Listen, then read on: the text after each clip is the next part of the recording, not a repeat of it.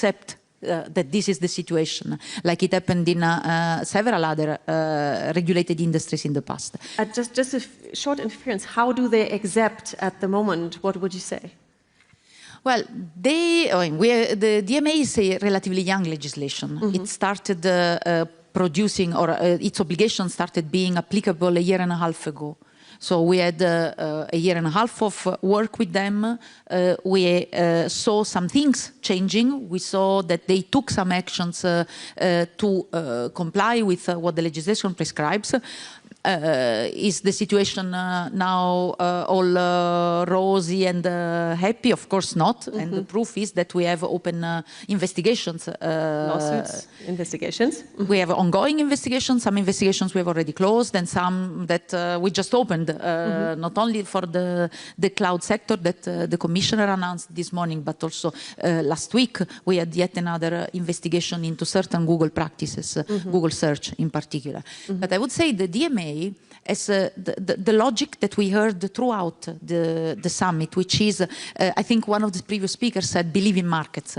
That's what the DMA does. It says it's not governments that are going to create champions, but governments have a role, and in this case, the enforcement authority has a role to create space for innovation. And that's what we are trying to do with the DMA. And if you look at the definition of sovereignty, and I also heard that today, sovereignty through innovation. Now, of course, innovation needs to be free from red tape. It needs to be free from obligations that are unnecessary, from legislation that is too burdensome, but it also needs to be free from the gatekeepers that at the moment are the only ones that can allow innovation to happen in a market or not. And that's the freedom that the DMA is aiming at encouraging.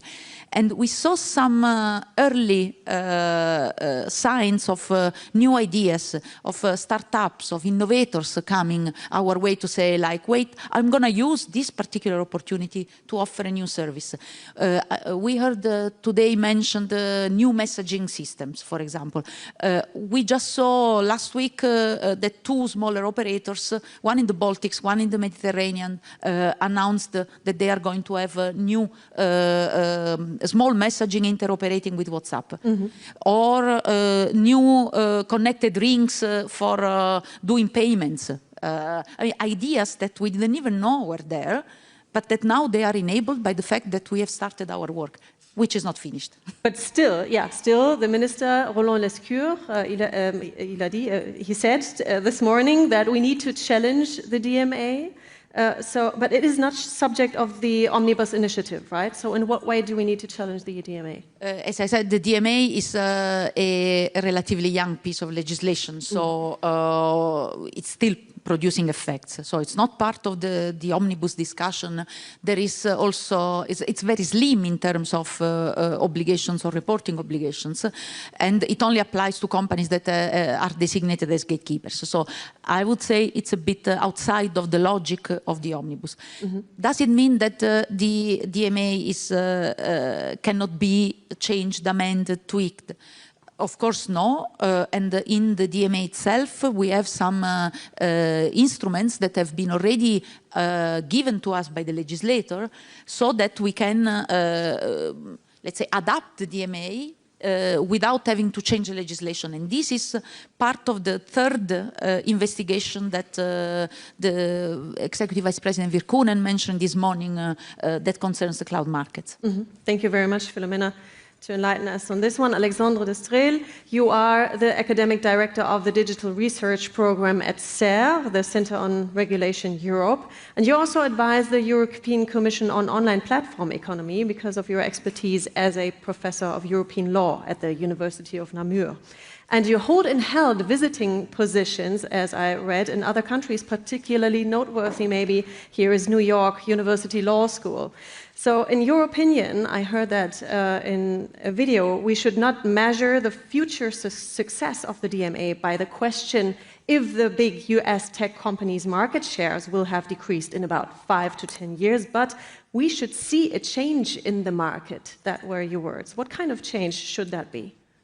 Yes, thank you very much first to the organizer for your invitation and for this fantastic conference. I mean, I really felt a lot of energy and power of dreaming, as the minister was saying this morning, that I rarely felt in Brussels. So I don't know what does it mean, but I mean, I think it means a lot. So, because, you know, the biggest barrier to innovation to some extent is the power of imagination. And I think that's really what this conference at least brings to me. No, as Philomena was saying, I think, and to answer your question, the DMA can be an enabler or an accelerator for digital sovereignty by, as Philomena was saying, by opening the gate of the existing large ecosystem. And you know, because many people say, well, but I mean, disruptor, they don't need access to the infrastructure. And there I disagree. I mean, I think a small disruptor need access to the existing infrastructure to deploy its innovation and to scale up. And I give you one example, you know, President Trump, you know, who is quite a good disruptor in US politics. I'm not sure that he will be able to be elected without his access to the Republican Party, you know.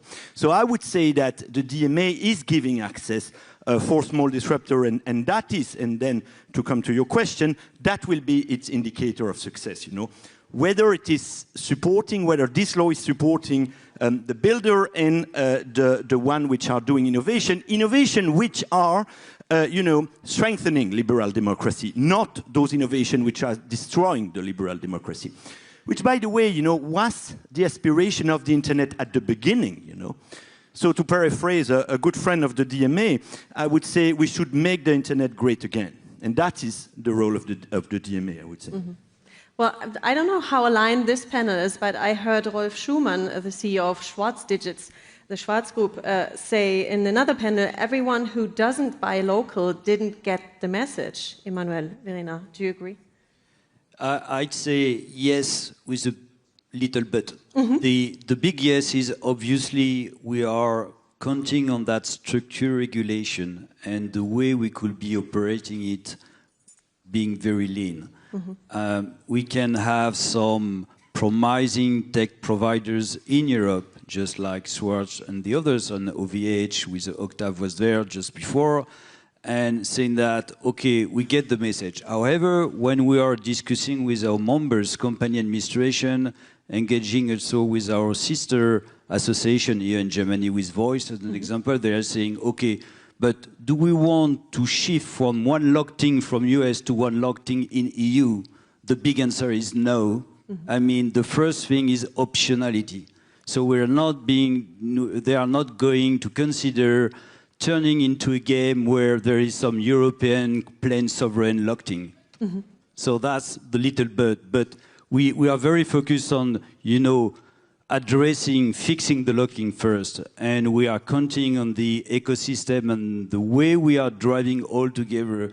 You see the narrative about the dogs and then the others, so it's progressive. Mm-hmm. Today, if you are buying any SaaS software from EU or from France or from US or China, this is a big thing. Mm-hmm. I mean, there is no way you can say, I will start another thing with dogs.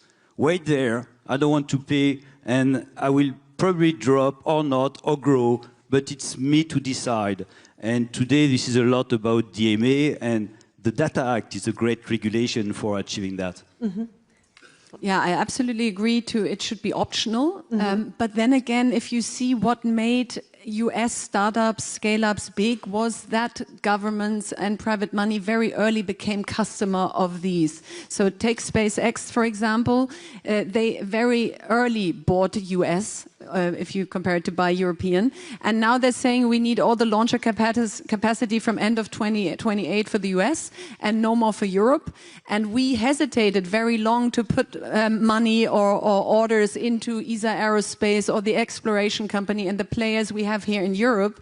And I think when it comes to that, then I would say buy European as a matter of tech sovereignty here in Europe can be an absolute plus, but obviously optional. Yeah, but again, the question, how do we break the monopolism of these big players and the gatekeepers? Where do we come into the system with the vehicle maybe of the DMA? Well, the DMA as a philosophy, as I was saying before, is to create opportunities. So what the DMA does is to create some openings in the closed ecosystems that exist today. Now, what we have started in the past year was more in the sense of, the mobile ecosystem or the search ecosystem, in the sense of what is delivered to users in the access to the internet. What we are starting also today, and the Executive Vice President referred to it, is to look into infrastructure as well. Because if we want to be serious about sovereignty, we cannot ignore the role of infrastructure. Well, luckily, the legislators 3 years ago, when they adopted the DMA, they were forward-looking. They put infrastructure also in scope of the DMA. And I'm referring to cloud in particular, because cloud is one of the services that is regulated. So far, we haven't had any operator that was designated, because for the quantitative designation and the thresholds was the calculation was done in a way that they wouldn't reach the threshold as it's written in the legislation. But what we can do, and we are doing starting today, is to look into the market and how it works, to see whether in particular the services offered by Microsoft Azure and Amazon with AWS are the so-called gatekeepers, so that they are an indispensable gateway. And we heard today references to the outages, for example, but also how many of the companies, I'm sure many of the companies that are present here, they rely on the services of, in particular, these two operators to provide their own services to end users. So my bank or my film platforms or all other services, or I think somebody mentioned the social network or the messaging services in the previous panel. So these are things that we'll be looking into in the course of, we have a maximum of 12 years, 12 months, 12 years to fix everything, 12 months to look into this. And in parallel, and that's the third strand that now we are starting as well, is looking into whether the DMA is fit for cloud. Whether the obligations that are already in the DMA, there will be some that apply immediately, but whether this is enough or whether we should look into the obligations to see whether we can make them fit for cloud. And as I said, there is a mechanism embedded in the legislation for that. Alexandre, how could we get fit for cloud with the help of the DMA? Yeah, look, I mean, the DMA is one piece of a broader piece, and I don't think that the DMA can solve all the problem of the world. I mean, the DMA is really there to open the ecosystem, because it was not open through open source. And I mean, to do the parallel with the previous debate, I mean, it's clear that it's better to do it up front with the technology. It was not done like that, so now we have to use regulation. I would also say that it's very important to understand that all of those are ecosystems where there is an orchestrator which has an important role to play, and I think it's important that the regulation don't, let's say, kill completely the orchestration of the ecosystem. But so next to the DMA, you have the public procurement, as you said, and it's clear. I mean, in the US, they have an industrial policy through their defense and through a lot of other things. But they support entrance. I think what is very important is in an industrial policy is to support innovation and entrance, not to support necessarily the big one. I mean, they can be supported too, but I think it's very important that there is a strong competition, and that through your industrial policy, you help entry and this mechanism of entry and exit of the market. But then you have also the Data Act, as it was mentioned, which helps the switching, and I think that's a key element too, of course, is that the people, I mean, the company are not a prisoner of one company. So I think it's by having a series of smart industrial policy and smart opening regulation that the future can be good for Europe. Then let's go back to the B2B and B2C distinction here, Emmanuel. Well, can you better explain what you mean by that and why it needs more distinction? The minister mentioned it earlier this morning, as I said. Yeah, absolutely. So with the eye focus on consumer, you know, we we see in the media there is a lot of narrative, good narratives about, you can be switching your message application in your smartphone, etc. So great stuff. I mean, this is all about unlocking. And at the end of the day, what is the percentage of the smartphone users who are actually switching from one message application to another? Good question. And as that is being fixed, we as users, as company and administration, we are buying massive stuff from hyperscalers. 90% of it we don't need. I mean, if we are considering the 2,000 features we have from a landing zone, we might use few hundreds at the end of the day. And when we are engaging discussion with them, saying we want to uncouple, we want to choose our stack, we don't want to have our data in, we want that to have through API, we want to bring in some open source, kind of code and develop by ourselves, operate by ourselves.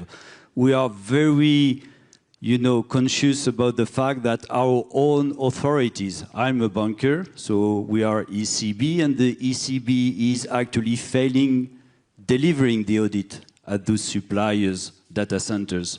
So what about the DMA is when we are operationalizing, we are addressing 20% of the scope, and we are at the end, and we have that discussion with the EC, this is a lot about enforcement. So the regulation is one thing, and now we need the enforcement. We need those suppliers to make that happen, not to promise on making that happen. And this is a lot about the energy we have to put all together on the B2B side to the benefit of our companies, our members, and the administration as well. And we see it might be a paradox, but I think it's a greater value at the end for the consumer themselves. Birna, are you confident that we can achieve that with the help of the DMA? Well, I'm confident that we have to try, because DMA is a sword, but only if we use it. And I mean, Philomena and your team is doing a great job. But we need the backing of governments, of states, and it really has to become a priority. And usually, I mean, I come from the startup and scale-up world. We don't like regulation. We don't like bureaucracy. We want little rules, low barriers of entry. We want to start quickly and not have to deal with things like this. The DMA is different because it has such a high barrier of entry for innovation and scale-ups and startups. And so I think it should be at the top of the list to enforce it. It is what will lead to a level playing field in Europe, and it will be something that will make us very strong. Market changes have not only to do with regulatory framework, but also with capital. We heard that a lot of times today as well. Startups that could be the game changers don't have a lot of choices, talking about choices all the time as well. They are highly dependent on US financing. So speaking of the balance and the right way, what chances of cooperation do we need to take in order to become sovereign here? Well, capital is the key. And I mean, we're a rich continent. 17% of our private wealth is the private wealth of the world. We have 300 billion in Germany that we invest every year via our pension funds and insurers. And less than 1% goes into venture capital. And I mean, France led the way with Plan TB. They said we want more institutional capital into innovation. And it worked. Billions went into the French startup ecosystem, and great companies came out of it, because in order to compete against UAE and US and China, we need larger funds, more growth, more late-stage capital, and that's exactly what TB did. And so I love the WIN initiative here in Germany. Yeah. We signed it over a year ago. It was part of the coalition contract to double it in the next 5 years to 25 billion. So I would say, let's go. Emmanuel, you could add on that, because that's a constant work of yours as well. Yeah, absolutely. I mean, we are representing the largest company, but this is a whole ecosystem, and I'm very much with you. This is the VC thing, and then the scale-up, and then how to play when you are a big company. So I'm strongly supporting your point of view. Thank you. Alexandre, we had another quote before, and there we're coming back to the infrastructure point from Corinne Katt. She said, open source is an illusion without infrastructure. So coming back to the Data and Data Act, how would you answer on that one? I mean, yes, I fully agree with what she said, but I'm not sure that it's with the DMA that you build infrastructure. I mean, the DMA is a way to scale up infrastructure if you want, as I said, because you have access to, it helps you to have access to business or a consumer, but of course that you need other things to build that infrastructure, and we have discussed that. It's first a mindset, second a self-confidence, because I'm always struck how, you know, in the US they are much more self-confident than we, money, but we have that. I mean, I think it's just to have the right policy. So I think that's what we need, but it's clear that the focus should be on building open infrastructure which are sovereign. Yeah. But we do have the infrastructure. I mean, the point is we do build infrastructure, but not forcibly European sovereign. And what we had OVH Cloud here before, he said we have all the infrastructure, we have clouds, but not enough. Yeah, no, but I mean, it's clear that it needs to be built more. We need to accelerate, and as you say, I mean, the key word here is modularity. I think that's one of the, let's say, power of digital is this possibility of modularity, and I think that's where we can be good at, and that's where regulation. But again, I mean, I don't want to overplay the role of regulation. Can help to get to that modularity. It can also help the people to choose. And you know what I would like to see, you know, from the Commission or from the big tech is, you know, we have maybe you have seen those choice screen, you know, where you can choose at some point a new browser or a new search engine and so on. But you know, they come all at different time, and so it's very complicated for us to think about that, and for the competitor to make an advertisement campaign around this. So I think, you know, maybe what we should have in Europe is a kind of annual choice day, you know, where all those choice screen will be shown at the same time, and it will be maybe our liberation day. Mm-hmm. A new challenge that we face is, yes, take your time, is the development of AI agents and browsers. We have new browsers that were already installed, but we're not sure how safe they are at the moment. So it will become even more difficult to understand rankings, to understand recommendation systems, and to prove whether one's own products have been favored and competitors disadvantaged. We don't know that yet. So how do you answer that? By law or by technology? Emmanuel? I'd say, I mean, the AI agent world is becoming increasingly complex, rich and complex. The way we don't see the regulation fixing that is, as you said, it's not about only the DMA. So there is a full structure. There is a DMA, there is the AI Act, there is the CSA, there is the Data Act. So I'd say it will be increasingly difficult, you know, to have some proper definition, scoping, addressing the opportunities and the risk, considering the SaaS market, considering the AI market, the agentic AI market, and then we're starting to use the quantum, you know, all the CIB corporate investment banking, we're using that, some other industry are using that as well. So we are very eager to see what the quantum regulation is bringing to us. Mm-hmm. So at one point of time, it's good to set up your, you know, how you see from the user side, because you are always talking about the digital market, talking through the provider side. But on the user side, in France, our large companies, they are spending in the range of 80 to 100 billion of IT per year. So we do make the market. Mm-hmm. So listen to us.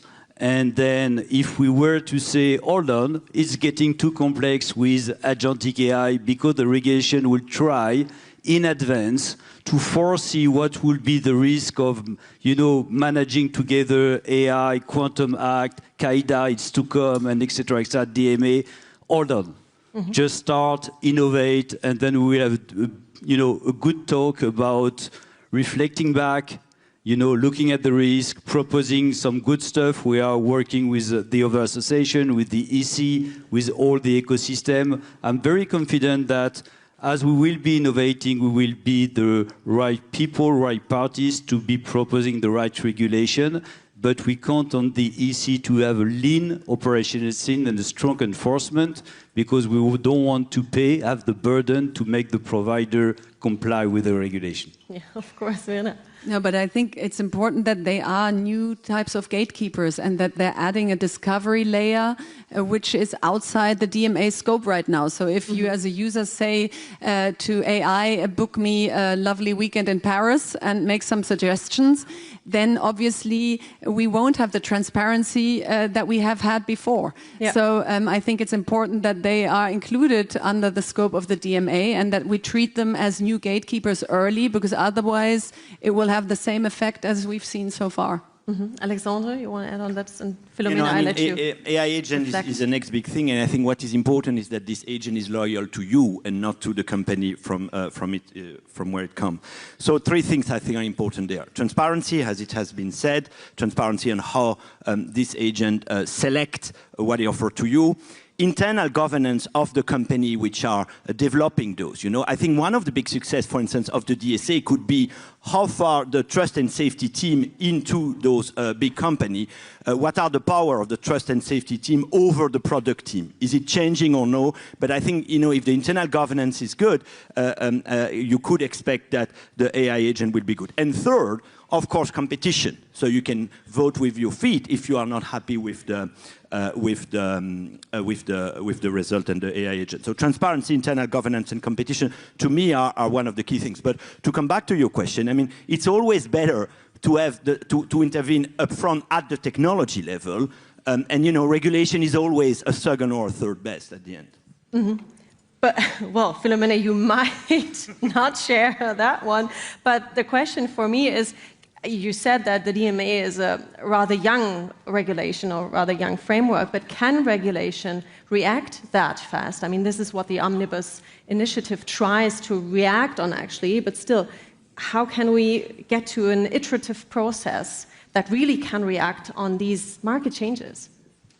It's a very important point. It's the future-proofing point that we have tried to address, but also given that as you recalled before, I was involved in the process that led to the adoption of the DMA itself. It was very present also in the mind of the legislators when they discussed the DMA. And that's where there are certain future-proofing elements that are already embedded in the legislation. But to give an example more to the ground of what we are talking about, so the agentic AI.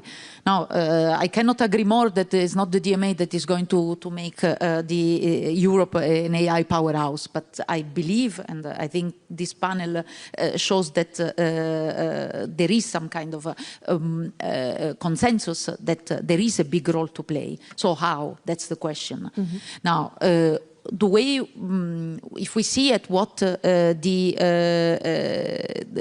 say the main components of AI deployment or the main ingredients, we know that we need infrastructure, we need, or companies need infrastructure, need data, and possibly need the distribution, access to users, a user base. Now, these are some of the things that are also covered by the DMA already now as it is today.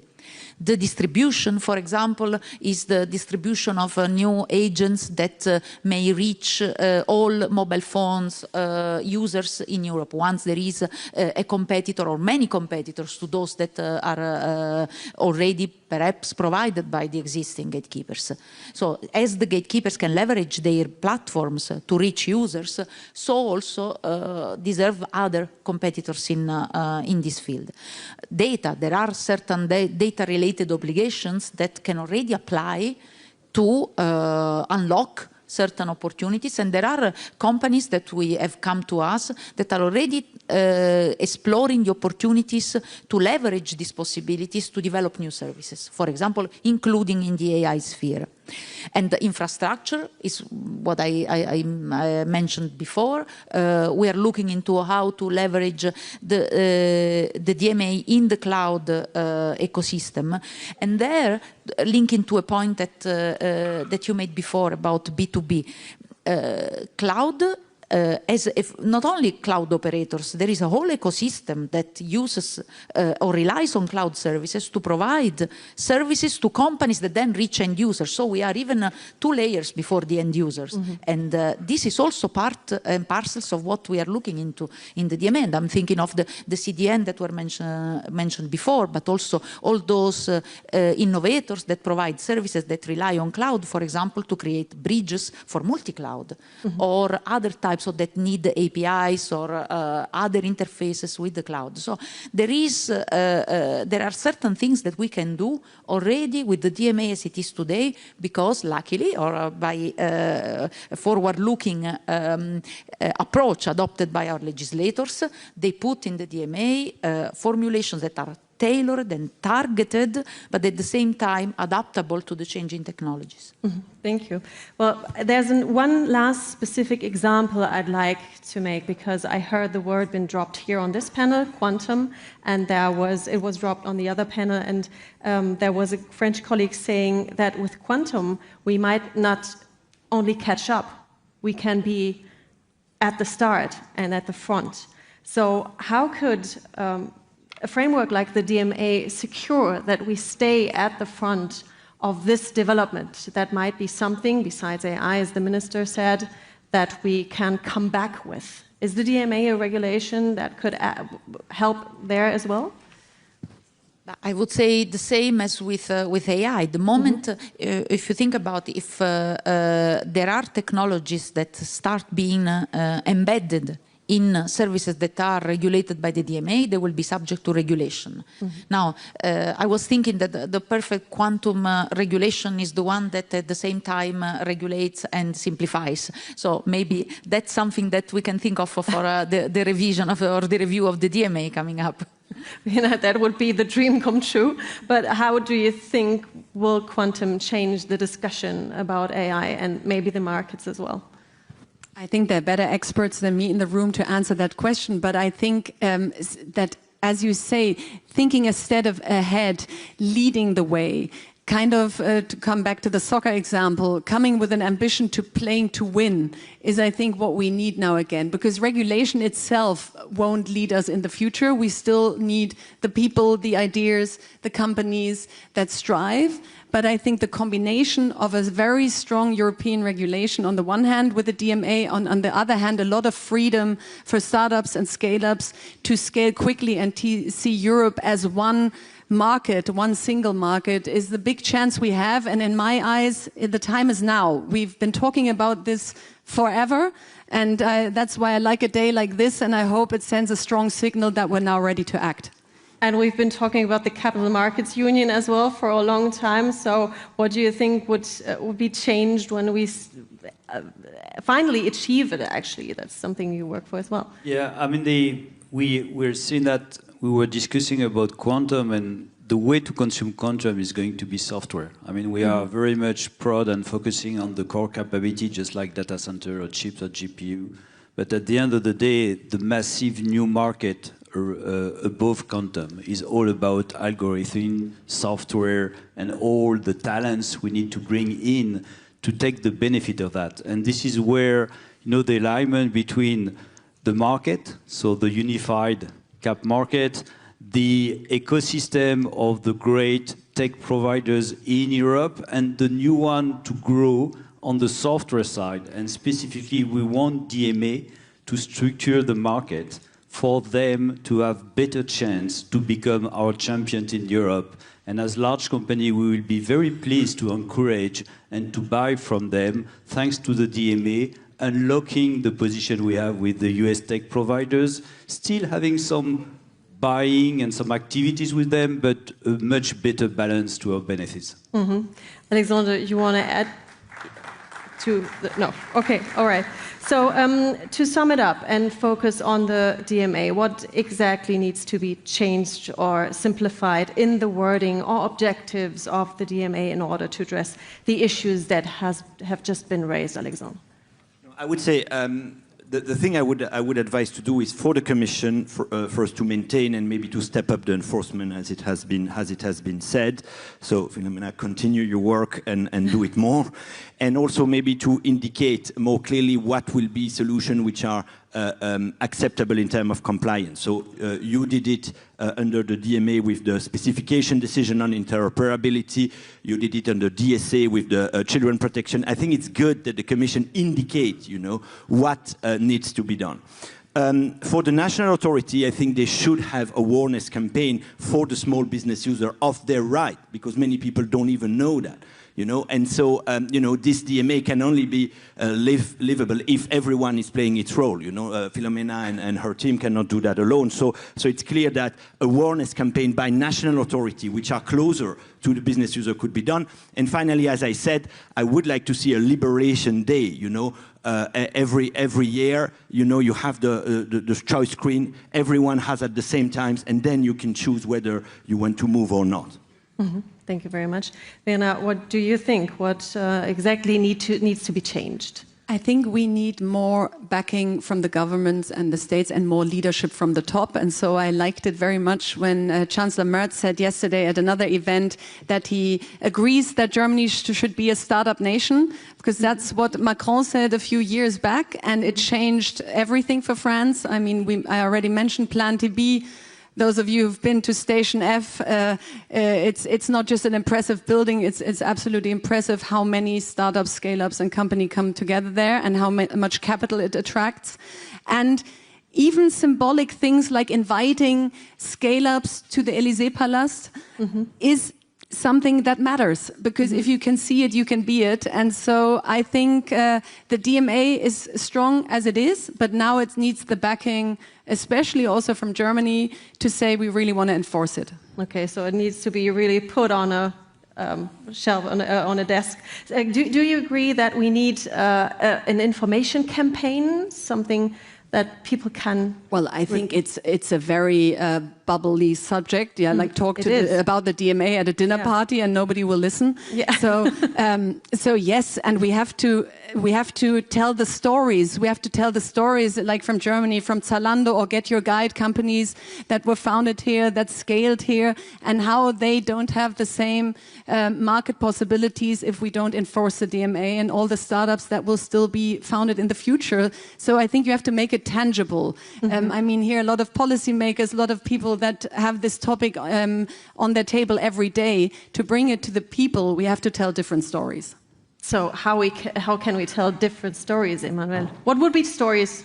I mean, the stories are practical use cases, and you know that as part of the association, we are actually bringing in 4,000 collaborators, people from our companies and administration. They're working together to, practically, this is not a think tank, this is a do tank. So we are how to put in place the DMA, how to put in place the AI Act, how to turn that into benefits. So they are all sharing practical use case from their industries, and they are cross-fertilizing. But it's the users, this is also the authorities. When we were talking with the ECB about, we talked about the digital identity before, so the wallet. So would the wallet be 100% EU tech ecosystem? Plain answer will be yes. Ask the ECB about that. That's a good question. We will have good discussion to have in December. So there is a lot to do with that. It's not only users and providers, this is governments, this is authorities. The whole ecosystem has to listen to use cases, not regulation by the book, because it's absolutely accurate, well-defined, but at the end of the day, this is day-to-day situation, even for the companies, so we should be working more on that.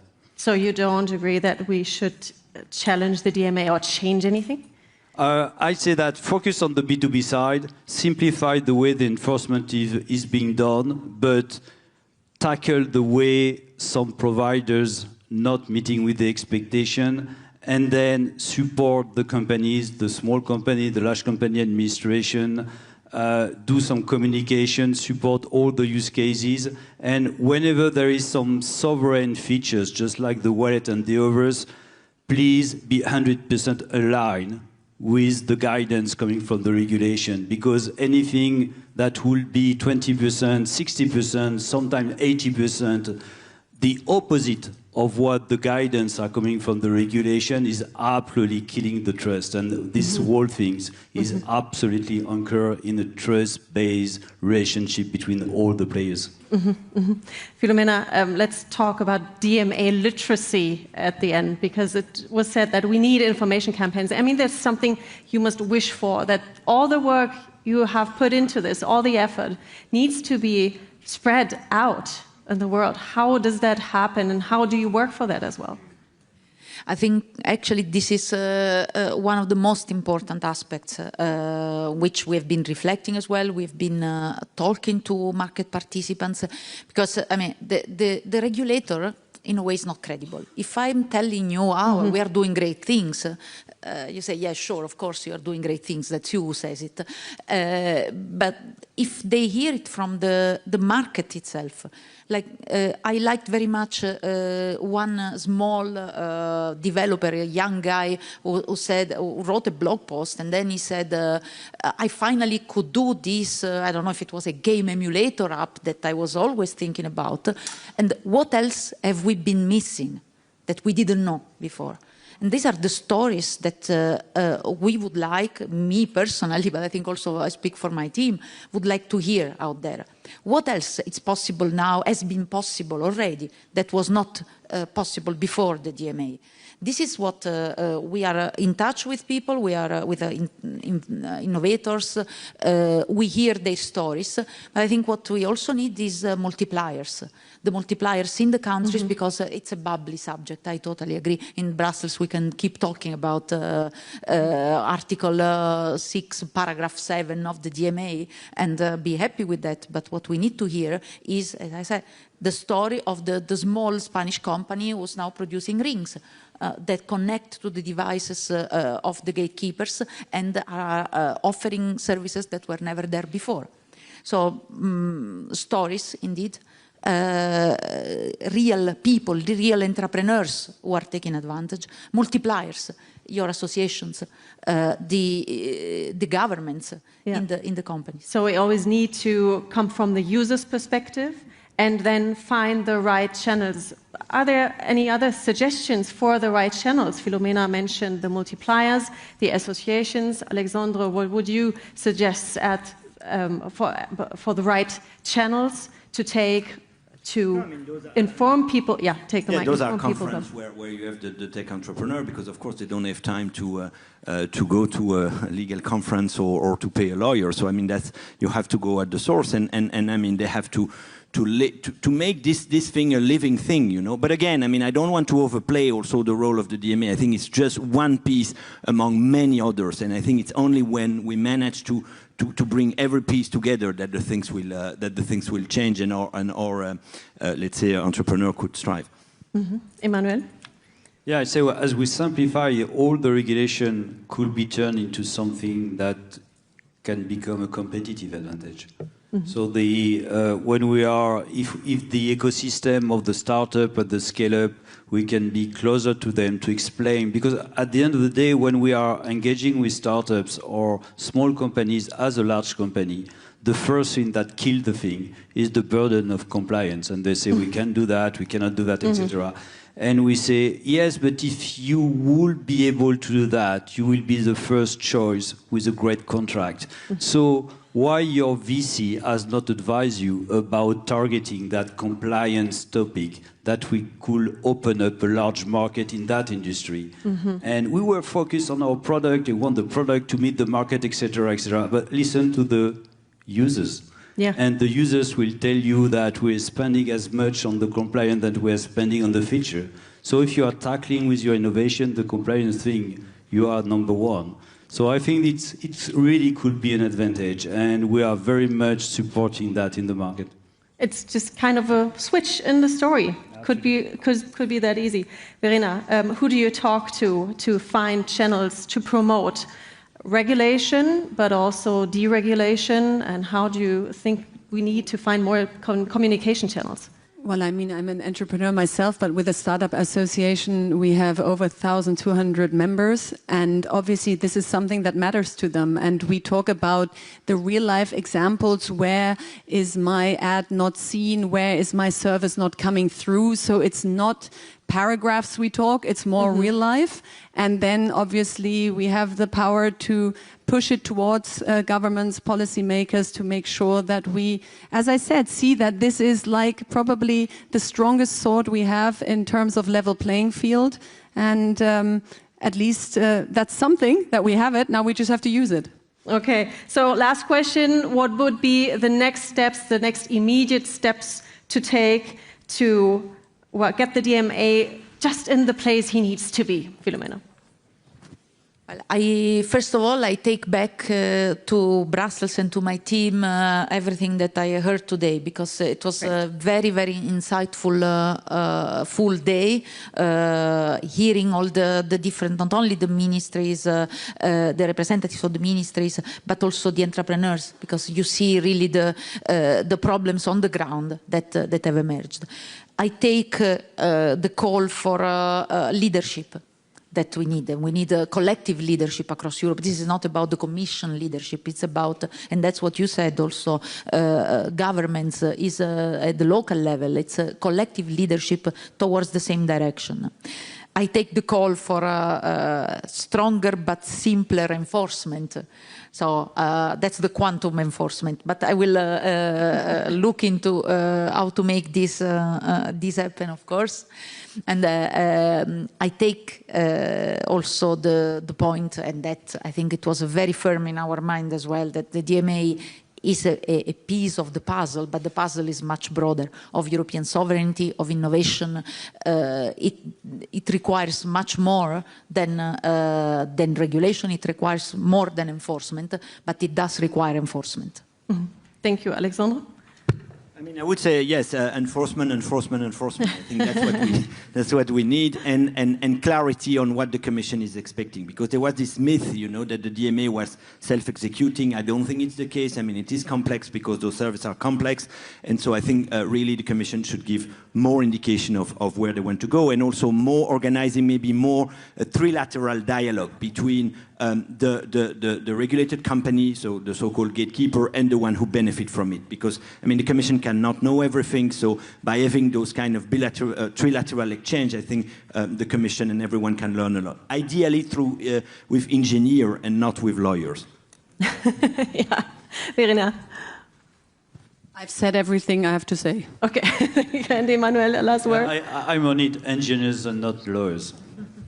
Thank you very much for this very insightful panel at the end. Thank you for discussing this bubbly topic at the end of this insightful day. Thank you.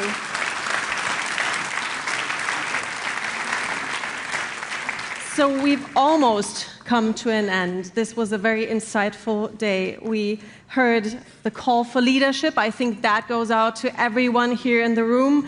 We talked a lot about infrastructure, like the connectivity, the cloud technologies, to enable us to be at the front row in AI developments.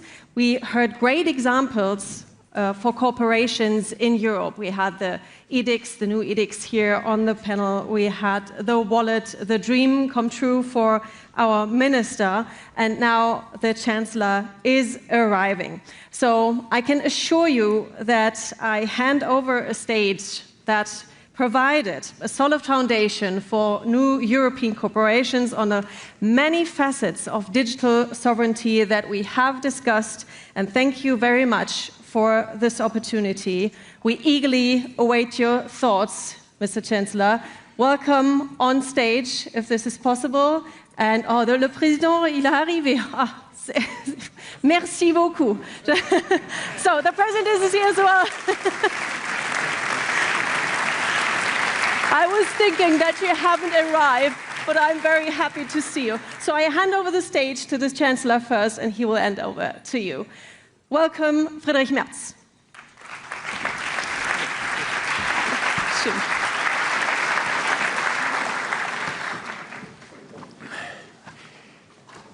Monsieur le Président de la République française, cher Emmanuel, meine Damen und Herren, liebe Kolleginnen und Kollegen, Frau Virkkunen, sehr geehrte Frau Olsen, lieber Carsten Wildberger, Kolleginnen und Kollegen aus dem Deutschen Bundestag, aus den Ministerien der 10 teilnehmenden EU-Mitgliedstaaten, Exzellenzen, meine Damen und Herren. Herzlich willkommen zu unserem europäischen digitalen Gipfel, zur europäischen Souveränität. Ich freue mich sehr, dass Sie in so großer Zahl unserer gemeinsamen Einladung gefolgt sind. Unser Land technologisch und digitalpolitisch nach vorne bringen. Mit diesem Ziel lädt Sie die Bundesregierung heute hier zum Digitalgipfel ein. Und wir laden ein, zusammen mit unseren französischen Freunden. Deshalb noch einmal ein sehr herzliches Willkommen, lieber Emmanuel Macron.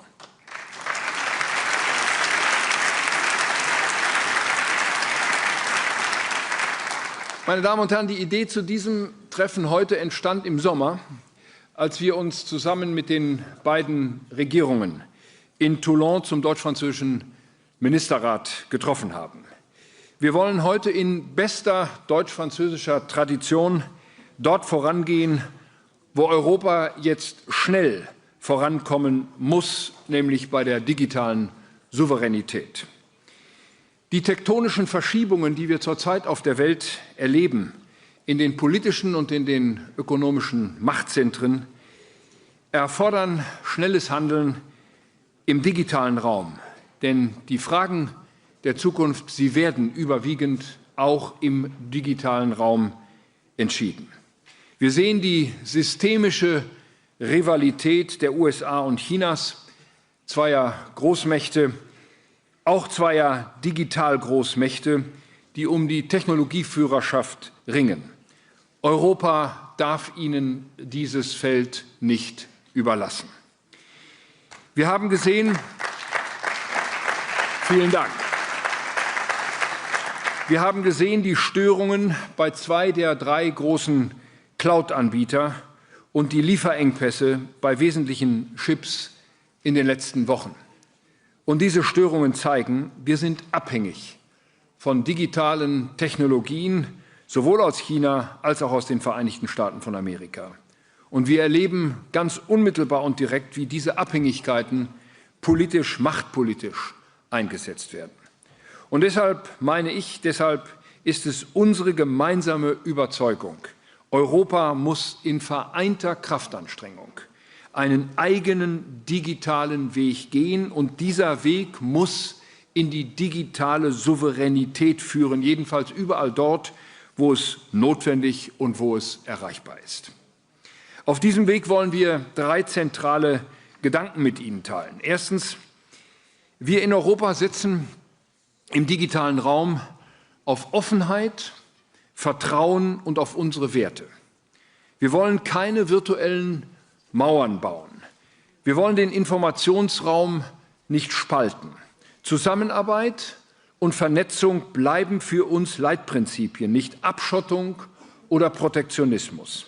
Und dafür suchen wir gleichgesinnte Partner auf der ganzen Welt. Klar ist, wir werden digitale Souveränität nicht politisch herbeiregulieren oder herbei subventionieren können. Wir müssen sie gemeinsam mit der Wirtschaft, der Wissenschaft und der Zivilgesellschaft gestalten. Wir wollen sie mit Ihnen gestalten, meine Damen und Herren, die heute hier unserer Einladung gefolgt sind. Zweitens, für mehr Unabhängigkeit müssen wir in Europa digitale Fähigkeiten entwickeln. Um im Wettbewerb um digitale Technologien zu bestehen, brauchen wir Innovationsfähigkeit. Ich gehe noch einen Schritt weiter. Wir brauchen Innovationsführerschaft. Das betrifft insbesondere die entscheidenden Schlüsseltechnologien von künstlicher Intelligenz über Quantentechnologie und Cloud Computing bis hin zur Mikroelektronik. Nur so schaffen wir Alternativen und eben auch Wahlmöglichkeiten. Wir schließen niemanden aus, der sich an die Regeln hält, und wir wollen Wettbewerb auf Augenhöhe. Mit dem Eurostack liegt eine umfassende Strategie für Europa vor, zur Stärkung der Wettbewerbsfähigkeit, zur Sicherung wichtiger Ressourcen und zum Aufbau eines widerstandsfähigen und zukunftsorientierten digitalen Ökosystems. Und schließlich drittens, Digitale Souveränität ist eng mit unserer Sicherheit und Verteidigung verknüpft. Wir müssen uns aus eigener Kraft gegen Cyberangriffe auf unsere Systeme und gegen Desinformation, die auf unsere Demokratien zielt, verteidigen können, meine Damen und Herren. Und deshalb geht es auch darum, dass die Bundeswehr und andere europäische Armeen die digitalen Technologien haben, die sie zu unserer Verteidigung brauchen. Und dass wir diese Technologien tatsächlich beherrschen und dann einsetzen, wenn wir sie brauchen. Es geht darum, dass wir resilient sind. Das heißt, dass bei Ausfall einer Technologie auch Alternativen zur Verfügung stehen. Meine Damen und Herren, um den europäischen digitalen Weg gemeinsam und erfolgreich zu beschreiten, tragen unsere beiden Länder, tragen Deutschland und Frankreich eine besondere Verantwortung. Und dies ist wahr, allein schon aufgrund unserer Größe und unserer Wirtschaftskraft. Wenn wir unsere Anstrengungen bündeln, dann hat das Auswirkungen auf die gesamte Europäische Union. Und darum geht es uns, nicht um einen bilateralen, sondern um einen gesamteuropäischen Ansatz, um Impulse zu geben für ganz Europa. Deshalb ist es wichtig, dass beim heutigen Gipfel die Exekutivpräsidentin der Europäischen Kommission, Henna Vikkunen, und die dänische Ratspräsidentschaft, vertreten durch die Digitalministerin Caroline Stach-Olsen, heute hier sind. Ich heiße Sie ganz besonders herzlich willkommen. Ich freue mich, dass Sie dabei sind.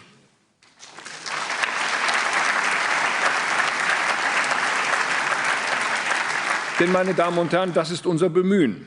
Wir sprechen mit einer europäischen Stimme und wir arbeiten an einem Ziel zusammen, der europäischen digitalen Souveränität. Heute haben Sie bereits und wollen wir im Folgenden einige Handlungsfelder miteinander besprechen und voranbringen. Es sind dies der Abbau, der Rückbau der Bürokratie, die Beschaffung und Investitionen. Lassen Sie mich mit dem Rückbau der Bürokratie beginnen. Der Weg zu digitaler Souveränität geht über bessere Bedingungen für digitale Innovationen. Und das heißt, wir brauchen eine radikale Vereinfachung in unserer Regulierungspraxis und praxisnahe Ausnahmeregeln. Ich sage das deshalb, meine Damen und Herren, weil ich dies mit einem Dank verbinden will an 20 Staats- und Regierungschefs der Europäischen Union, die mit mir zusammen einen Brief unterschrieben haben an den Ratspräsidenten und an die Kommissionspräsidentin vor 4 Wochen, der genau dies fordert, dass wir nämlich jetzt wirklich ernst machen mit dem Rückbau der europäischen Bürokratie und der Öffnung dieser Märkte, so wie wir es eigentlich einmal bei der Schaffung des europäischen Binnenmarktes vor über 30 Jahren miteinander verabredet haben. Wir fangen bei uns selbst an. Bundesminister Carsten Wildberger hat heute die umfassenden Bemühungen der Bundesregierung um den Bürokratierückbau deutlich gemacht. Die beschlossene Modernisierungsagenda des Bundes zielt darauf ab, und die föderalen Maßnahmen, die wir zusammen mit den Ländern verhandeln, dienen genau diesem Ziel. Gleiche Ambition und konkrete Umsetzungsschritte erwarten wir jetzt auch auf der europäischen Ebene. Wir haben deswegen der Kommission umfassende Vorschläge für Vereinfachungen und Bürokratierückbau eben auch im digitalen Bereich gemacht. Die EU-Kommission wird morgen, Sie wissen das alle, ja auch ein Digital-Omnibus-Paket dazu veröffentlichen. Die Omnibus-Pakete sind der Lackmustest, ob Bürokratierückbau in Brüssel und ich sage hinzu auch in Straßburg wirklich gelingt.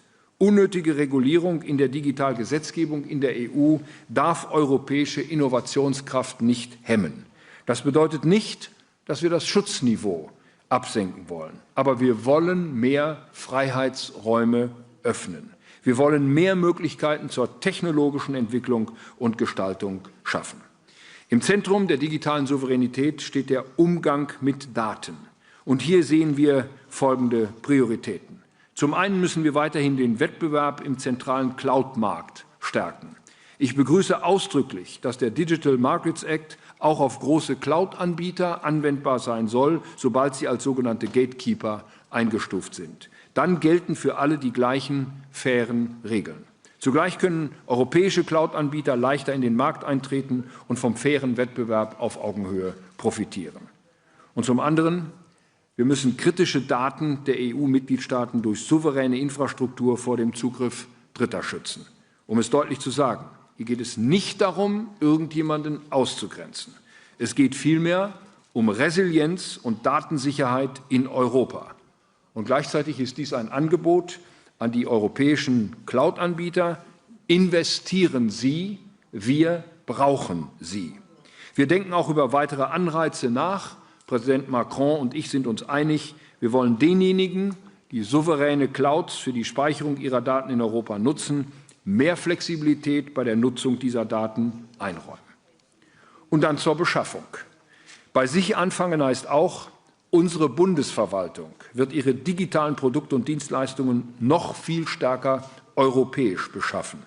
Wir machen den Staat zum Ankerkunden für souveräne Arbeitsmittel in der öffentlichen Verwaltung. Wie in der Modernisierungsagenda vorgesehen, werden wir in der Bundesverwaltung in den nächsten 3 Jahren souveräne digitale Arbeitsplätze zur Verfügung stellen. Denn der Staat muss seine Arbeit auch in Krisenzeiten stabil ausführen können. Erste Behörden, wie zum Beispiel das Robert-Koch-Institut, sind bereits umgestiegen und auch im Bundesministerium für Digitales und Staatsmodernisierung, schließlich auch bei mir im Bundeskanzleramt, sind Komponenten aus dem Open Desk bereits im Einsatz. Diese Anwendungen sind ein Beispiel für unser Vorgehen. Sie wurden größtenteils vom Zentrum für digitale Souveränität in engster Kooperation mit Frankreich erarbeitet und deswegen sind sie interoperabel. Mit dem neuen europäischen Konsortium für strategische digitale Gemeinschaftsgüter, das heute vorgestellt wurde, meine Damen und Herren, können wir solche Lösungen jetzt auch europäisch anbieten, austauschen und skalieren. Und wir wollen die öffentliche IT-Beschaffung in Europa weiterentwickeln. Hier ist heute erstmalig das deutsch-französische High-Level Forum on Public Procurement zusammengekommen. Wir wollen gemeinsame Kriterien definieren für die Beschaffung souveräner digitaler Dienste. Und wir sprechen auch über die Möglichkeit, gemeinsam auszuschreiben und zu beschaffen. Wir senden ein deutliches Signal damit an die europäischen IT-Dienstleister. Die Nachfrage der Verwaltung ist da. Ihre digitalen Technologien werden gebraucht. Sie werden hier bei uns gebraucht. Und schließlich zu den Investitionen. Und bei uns selbst anfangen heißt auch, die Bundesregierung investiert in Innovationen. Mit der neuen Hightech-Agenda Deutschland richten wir die Forschungs- und Innovationspolitik nicht nur auf technologische Souveränität und Wettbewerbsfähigkeit aus. Wir stellen dafür auch 18 Milliarden Euro bis zum Ende der Wahlperiode zur Verfügung. Wir haben an uns selbst einen Führungsanspruch gestellt bei innovativen KI-Technologien. Deshalb wollen wir gemeinsam mit Frankreich und mit der EU-Kommission die Entwicklung souveräner europäischer KI-Modelle voranbringen. Und dabei wollen wir weitere Länder, private Investoren und viele andere gewinnen. Die nächste Generation von KI soll auch in Europa gestaltet werden. Klar ist, der Staat kann auf dem Markt für digitale Dienste nur einzelne Impulse setzen. Und das tun wir. Die entscheidenden Impulse für die digitale Souveränität, meine Damen und Herren, die müssen von der Wirtschaft selbst ausgehen. Wir geben ihnen den Rahmen, sie müssen ihn ausfüllen. Die Unternehmen sind nämlich die größten Nutzer von Cloud-Diensten, von Softwarelösungen und von KI-Anwendungen. Sie sind die größten Datenproduzenten und auch die größten Datennutzer. Sie sind Produktivitäts- und Innovationstreiber. Die Unternehmerinnen und Unternehmer tragen damit Verantwortung. Jeder Einkauf von digitalen Produkten und Dienstleistungen, jede Investition in Infrastruktur aus Europa ist letztendlich auch eine Entscheidung für oder gegen digitale Souveränität. Die Frage, wo die Daten gelagert werden, wer Zugriff auf sie hat, welche KI-Sprachmodelle mit welchem Zweck damit trainiert werden, wer sozusagen den Generalschlüssel für die eingekaufte digitale Lösung hat, meine Damen und Herren, das sind keine trivialen Fragen. Sie entscheiden mit über die Zukunftsfähigkeit von Unternehmen und ganzen Unternehmensmodellen. Ja, digitale Souveränität, meine Damen und Herren, hat Kosten. Aber die digitale Abhängigkeit hat noch höhere Kosten. Und die Wirtschaft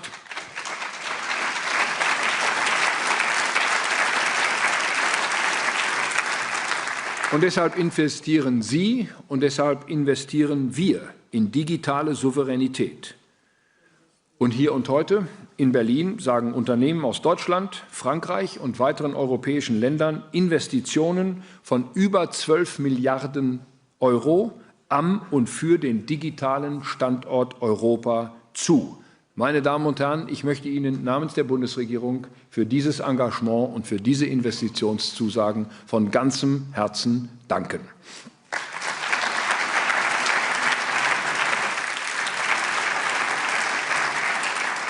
Sie sehen, wir machen uns nicht erst heute auf den Weg zu europäischer digitaler Souveränität. Wir sind bereits unterwegs, aber dieser deutsch-französische Gipfel zeigt, wie kraftvoll und wie innovativ wir sein können, wenn wir im Zentrum Europas den starken deutsch-französischen Motor anwerfen.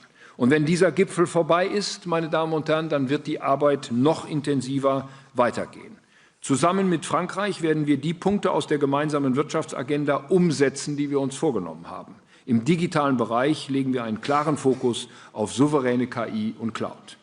Heute Vormittag habe ich in Halle in Sachsen-Anhalt das Max-Planck-Institut für Mikrostrukturphysik besucht. Und davon nehme ich vor allem eines mit.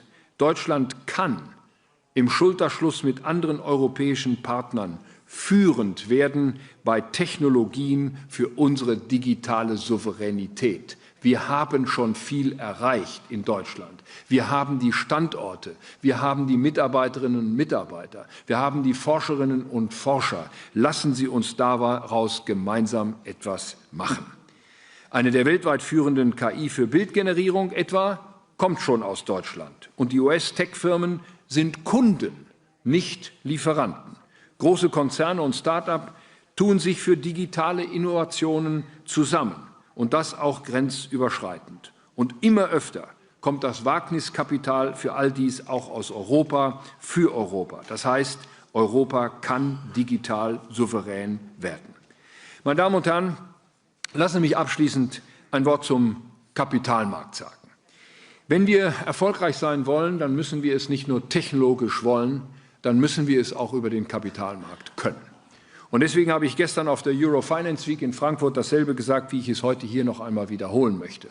Wir müssen auch unsere Anstrengungen zusammenlegen und verstärken, einen europäischen Kapitalmarkt für die Finanzierung der Unternehmen zu finden, die jetzt noch vielleicht Start-ups sind oder jetzt am Anfang ihrer Entwicklung stehen.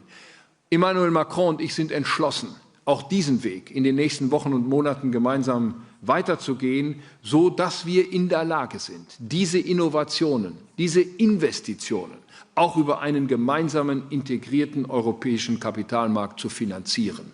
Wenn wir diesen Weg gemeinsam gehen, die Innovation im Bereich der digitalen Industrien und gleichzeitig den Kapitalmarkt dafür bereitzuhalten, der dies alles finanziert, dann bin ich mir sicher, dann haben wir eine große Chance, aus diesem Momentum, in dem wir sind, etwas zu machen und die Krise, in der wir uns befinden, als Chance zu nutzen. Als Chance nicht nur für Deutschland, als Chance nicht nur für die deutsch-französische Zusammenarbeit, sondern als Chance für die gesamte Europäische Union.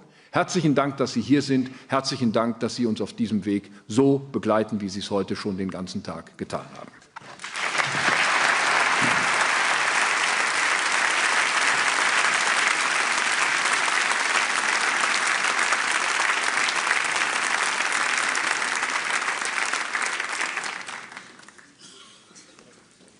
Yeah.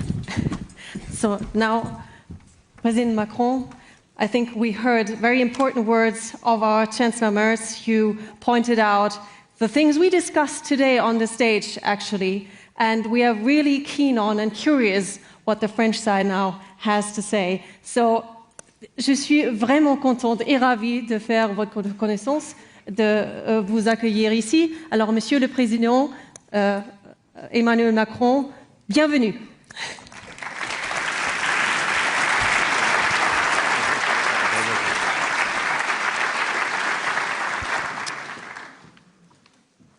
Monsieur le Chancelier fédéral, dear Chancellor, dear Friedrich, Commissioner, Ministers, entrepreneurs, investors, ladies and gentlemen, thank you very much, Friedrich, for this opportunity to be here with you and with our entrepreneurs and investors and academics and ministers for such an important event. And let me first do apologize, Madam and everybody, for my delay. I'm responsible for that. But I wanted to welcome in France Boalem Sansal, and I want to reiterate my greeting and my big thanks to the German diplomacy and to you and President Steinmeier for your incredible help. He's back. Thanks to you.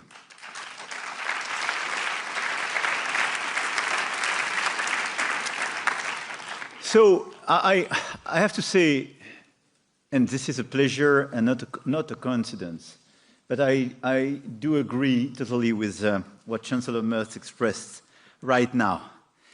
And indeed, we are together completely convinced that we have entered a technological race in the digital field, which clearly affects the pillars of our society.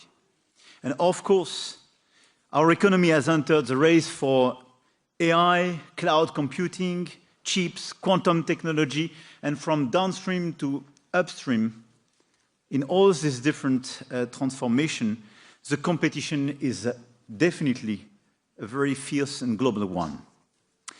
Talking about digital sovereignty is relevant to our competitiveness and our ability to innovate, but also to the health of our democracies, the efficiency of our public services, and to the protection of our citizens, particularly our children, and I will revert on that.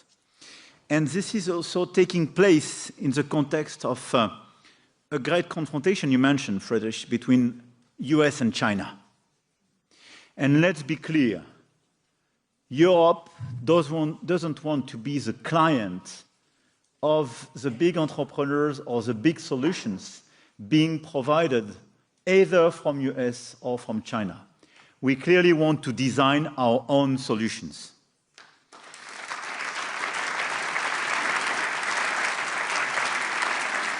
Not to say that we don't want to cooperate.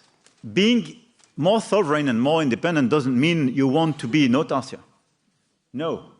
But it means on the key pillars, on the key building blocks, you want to preserve your sovereignty. And this is just a refusal of being a vassal. And indeed, there is a short-term cost not to be a vassal, because you have to reinvest. You have sometimes to take very bold decisions to be sure you will not create new dependencies or preserve existing dependencies.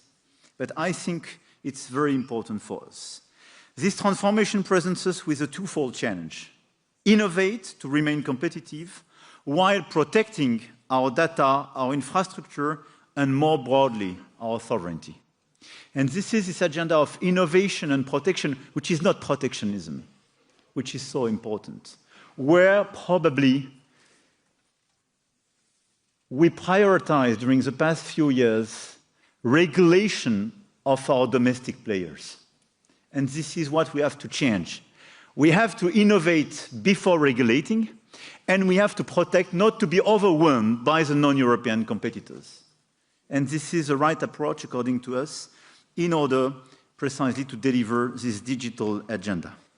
Germany and France are convinced that this challenge can only be met collectively at European level, in a spirit of unity and shared responsibility. And thank you once again for this summit, this invitation, and the opportunity to be together, to have our commissioner and so many ministers and the current presidency. Because if we let the Americans and the Chinese have all the champions, one thing is certain. We may have the best regulations in the world, but we won't be regulating anything. This is why our willingness is clearly to do everything we can to build European champions on the different key building blocks, key elements of our digital strategy, and to deploy an holistic approach, as you perfectly phrased it. I would like to take this opportunity to highlight some of our achievements first, before going to the top priorities of this summit. First of all, I want to remind all of us that we have very strong assets. And having framed the discussion by insisting on this fierce competition with China and US, I really believe that till now we underestimated what we can do together as Europeans. First, we have a 450 million consumers market. And this is a huge asset.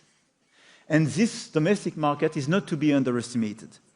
Only the European market can provide both the scale and the core values that can allow our tech companies to thrive and export their products on international markets. This is why the single market agenda is so important. Second, we are attractive, and it was shown at the Summit for Action on AI in February in Paris, clearly illustrated by the commitments and the announcement of this summit today in Berlin. And clearly, we have a momentum precisely to attract more and more investments. It was Billion mentioned here. Our two countries are attracting a lot of investment coming from the rest of the world to build more data centers and solutions. And we have clearly a lot of assets. We have talents in Europe. We have this domestic market. We have energy. And we can deploy as well critical solutions. So I want to insist on the fact that we are an attractive place, and we have a lot of assets that we can provide. Third, we have a very strong Franco-German convergence.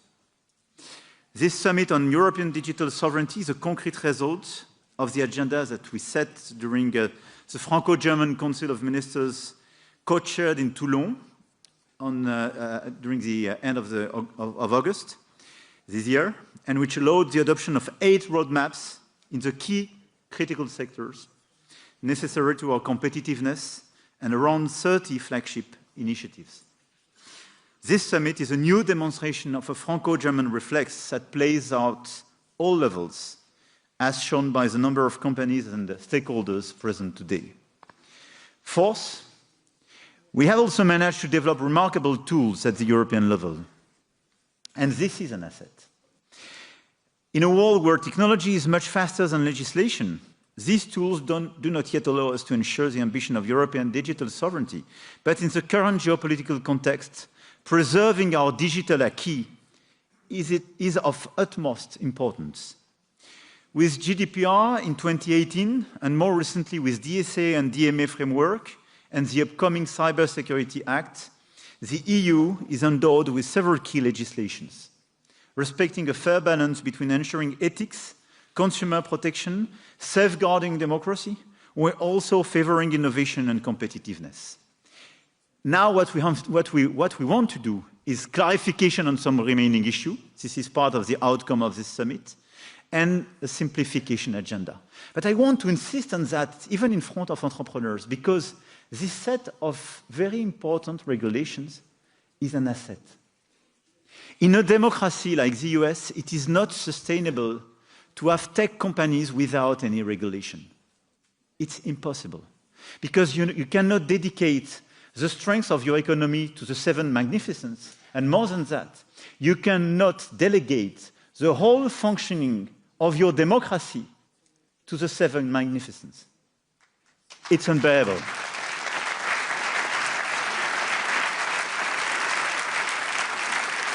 So we do believe in innovation, we do believe in sovereignty, we do believe in these digital innovations, but in our societies with our values. And this is a fact that we all live in democracies, and this is a chance. And we are neither dictatorship or autocracies, nor a democracy with a strange collective choice, which is indeed to renounce to any capacity to regulate, because we know the result of that. Some monopolies, the dysfunctioning of the market, and at the end of the day, the killing of potential innovation, and more than that, the dysfunctioning of democracies. The fifth point on our European assets is that we have tech leaders, and from startups to well-established companies that are ready to make this message their own. By bringing together a wide range of private Franco-German and European initiatives, this summit has shown that we are aligned with the digital sector.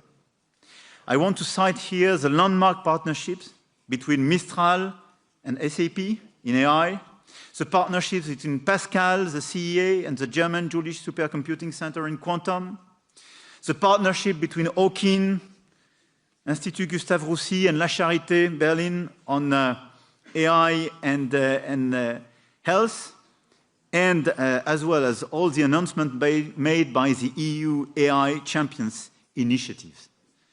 And this is the best evidence of the fact that we do have a lot of champions and a lot of energy in this room and a lot of common projects.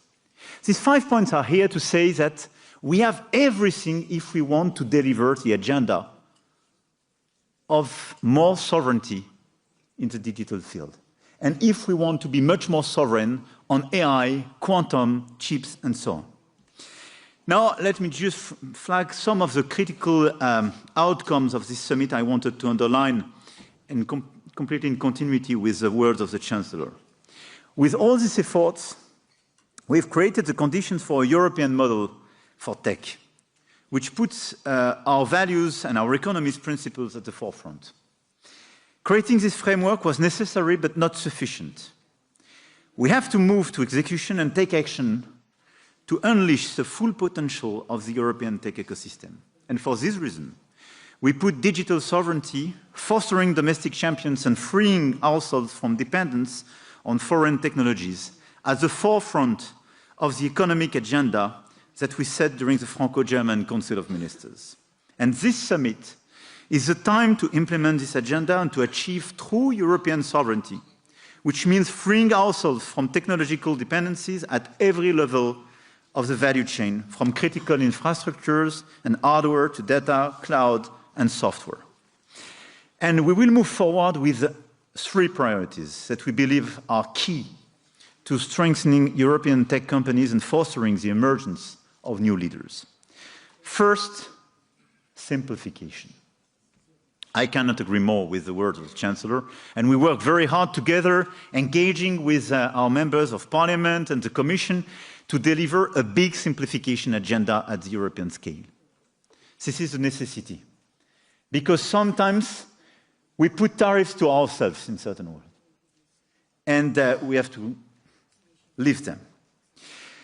Have said it, Europe has implemented pioneering legislation to ensure that the digital transformation wouldn't hinder the democratic principles and consumer protection that stand at the heart of the European model. And this is good, but what we have now realized is that over-regulation as well has a cost. And the Draghi report estimates that reducing administrative burdens could unlock 200 billion euros. So because streamlined and coherent regulatory framework enhance clarity, support startup development, and strengthen European competitiveness, we need concrete measures towards simplification. And our approach is to prevent legal uncertainty and to adapt existing legislation to fit our standards for consumer and data protection while preventing value regulatory burden. And it's feasible, and it is part of the outcome of this summit.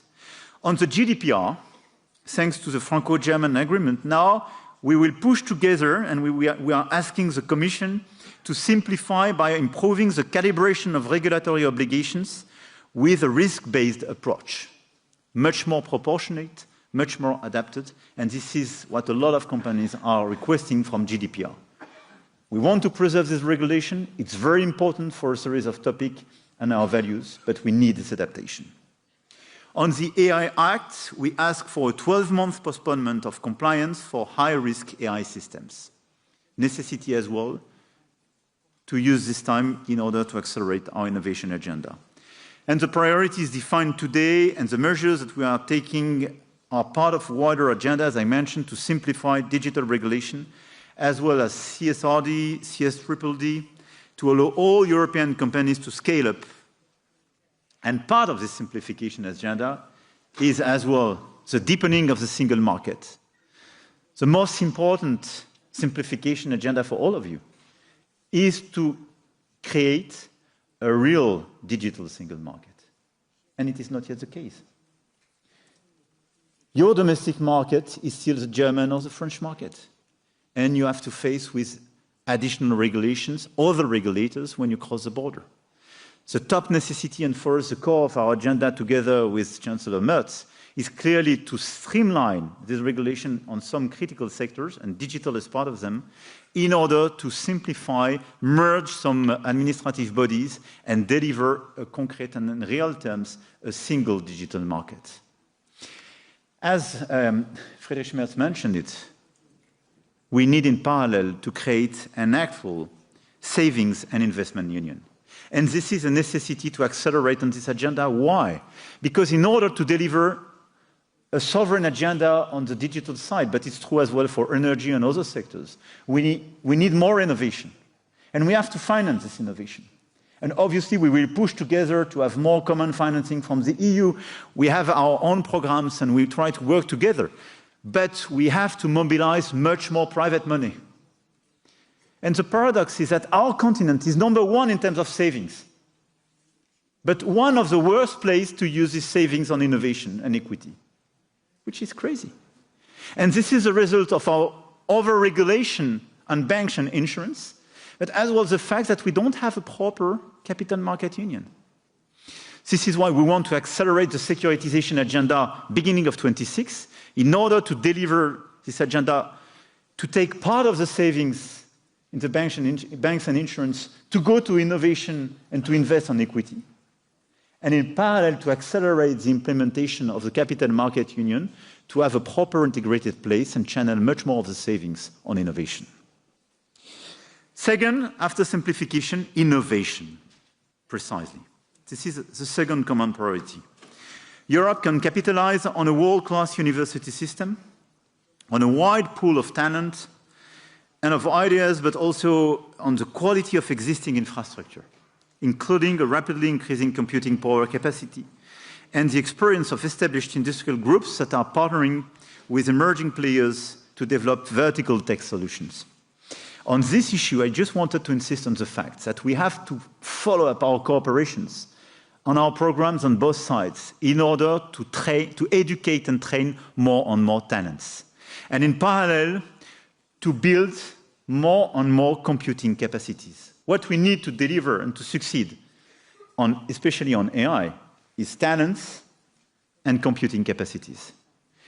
And on this issue, state governments and the EU have a role to play to ensure that new actors have access to appropriate infrastructure, including computing power and frontier research centers. And today, with the Jupiter supercomputing facility in Germany and Alice Recoq in France, and tomorrow, thanks to the AI Factory and AI Gigafactories initiatives at the European level, as well as to the IPEC AI that we initiated with Germany and several other member states, we have the beginning of such cooperations. But now, let's accelerate and let's deliver this capacity. It is absolutely critical. Third point, and part of the achievement of this summit, protection. To limit the risk of extraterritorial enforcement of foreign laws, to limit our dependency, we have to act and to take bold decisions.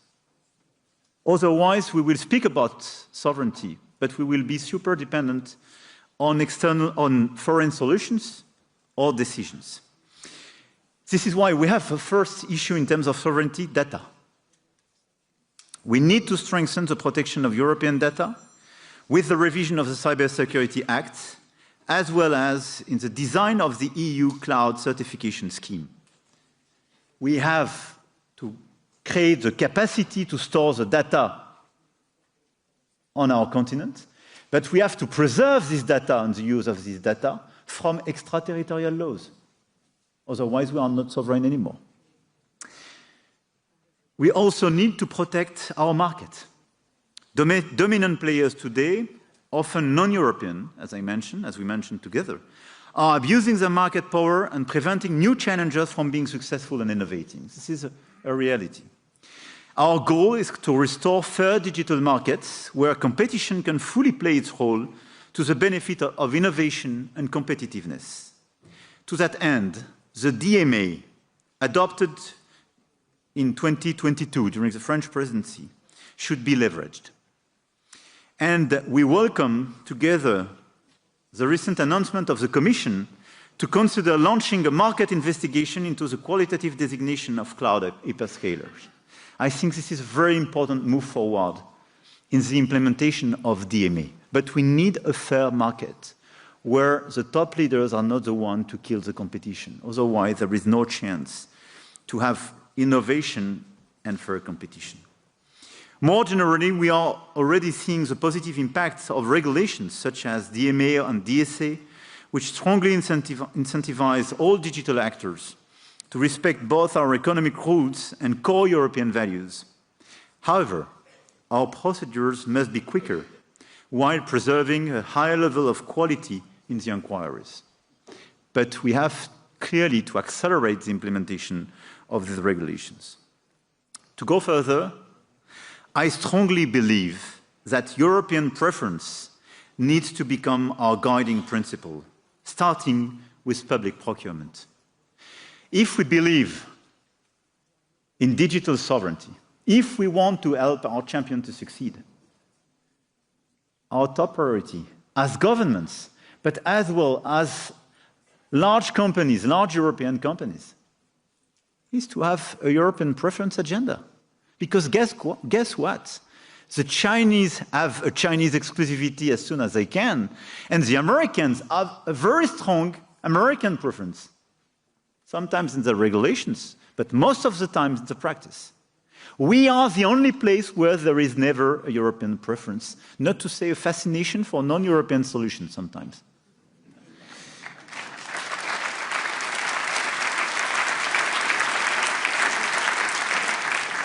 And this is why the collaborative work that France and Germany are launching to define the notion of European digital services will be key to the concrete implementation of European preference.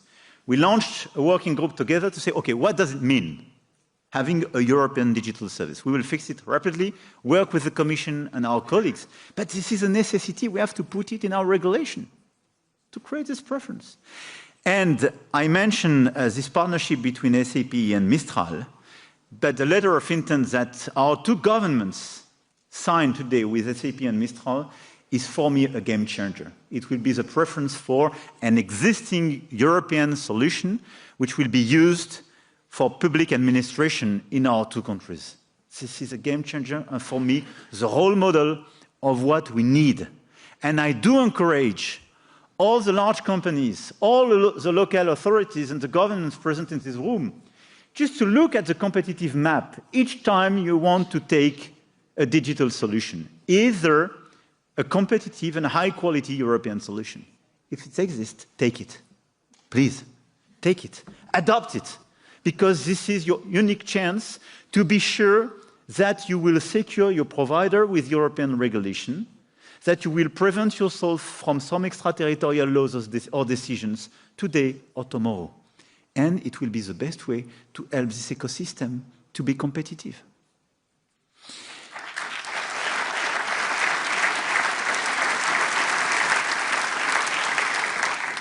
In this context, this is why we have to accelerate our adoption agenda.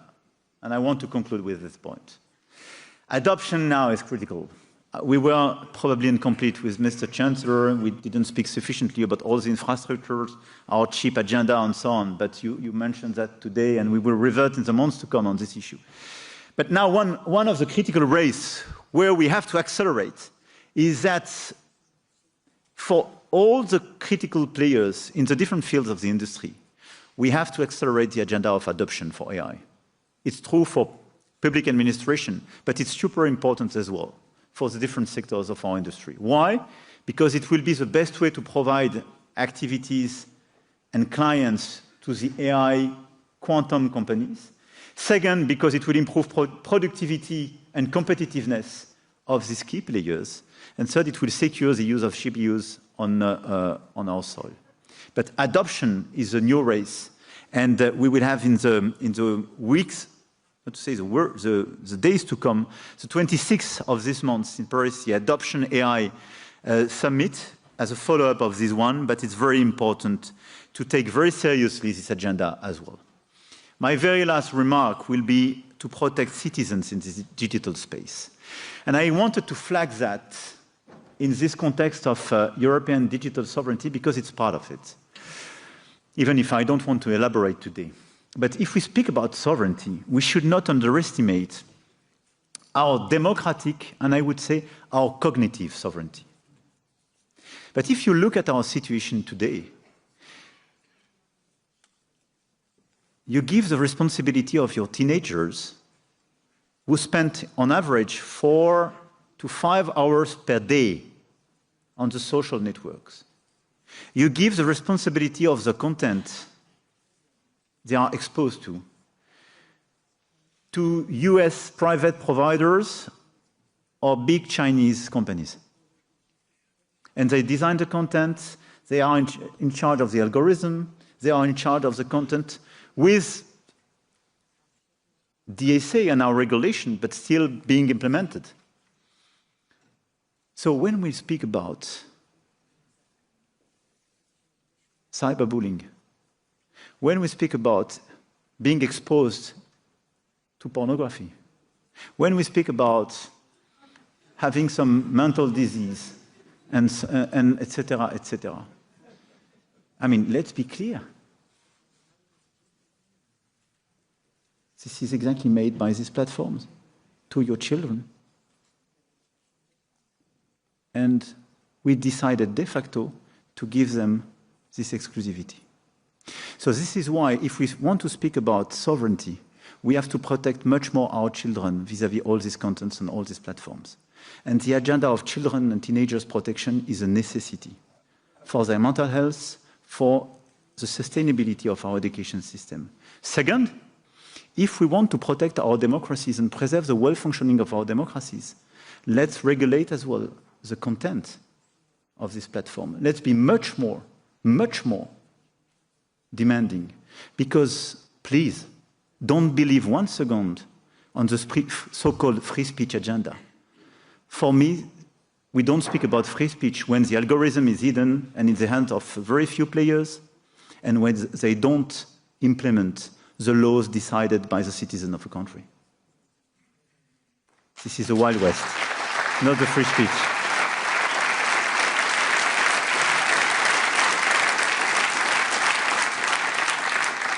So let's be clear. If we want as well digital sovereignty, we will have to better protect our children, our teenagers, and our democratic space. I will stop here. I want to thank all of you. I want to thank you, Mr. Chancellor and ministers, for this unique opportunity. But as you can see, we have a lot of assets to succeed as Europeans and to cooperate with others, but cooperating as a prerequisite, not being dependent. And we can deliver this agenda of being much more innovative, protecting the key building blocks, and being more sovereign. This is exactly what we want to do. And I want you to be sure that there is a very strong alignment and partnership between Germany and France on this agenda.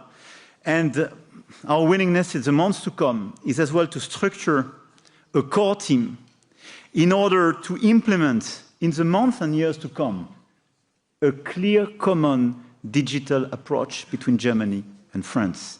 When we speak about AI, when we speak about quantum, when we speak about all the key issues we mentioned today, we need to build the common integrated market and approach together. We strongly believe in this common approach, and we strongly believe in the European perspective and the close cooperation at 27 and with the European Commission. Thank you for your attention.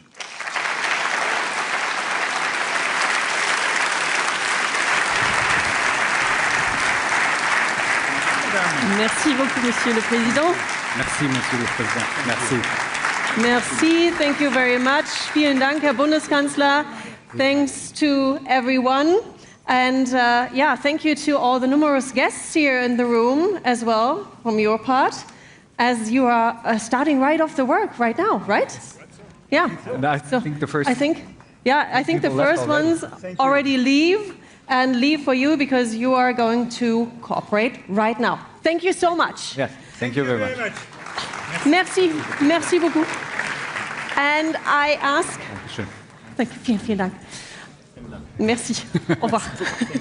And I ask everyone to stay seated, please, just for a few seconds and a few last remarks. Yes. thank you again, the numerous guests here in the room, because you are the multipliers we just talked about in the last panel. Yes, and you are the ones who are starting the work right away. As you can see, there are some starting right now, but please stay seated. Stay seated.